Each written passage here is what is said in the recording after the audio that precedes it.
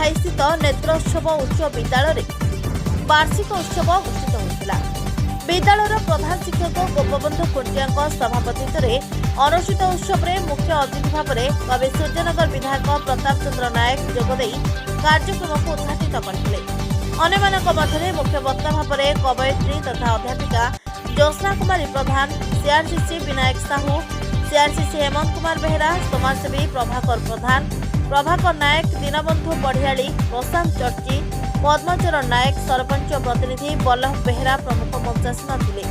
विद्यालय क्रीड़ा तथा अन्य प्रतियोगितार कृति प्रतियोगी को अतिथि मान द्वारा पुरस्कृत कर गत वर्षर 10वीं श्रेणी टॉपर छात्री लिसी विशाल दुखीश्याम पंडा स्मारकी पुरस्कार और साहित्य विषय 10वीं श्रेणी में सर्वाधिक मार्क रखिଥିବା छात्री लिसी विशाल तेजस्विनी महाराणा किशोर चंद्र प्रधान स्मारकी पुरस्कार प्रदान कर उत्सव में संस्कृत शिक्षक लक्ष्मीधर साहू वेदपाठ करथिबा बेले वरिष्ठ शिक्षक विष्णु प्रसाद मिश्र संयोजना करथिले।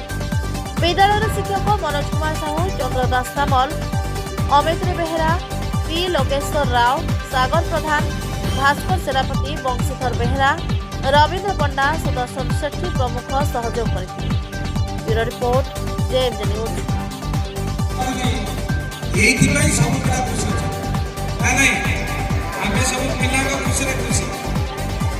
उत्सव कार्यक्रम को संपादन करथिबा विद्यालय प्रधान शिक्षक श्री गोपबंधु खुंटिया महोदय दर्शक संगे आपण मानक मुख्य वक्ता भाव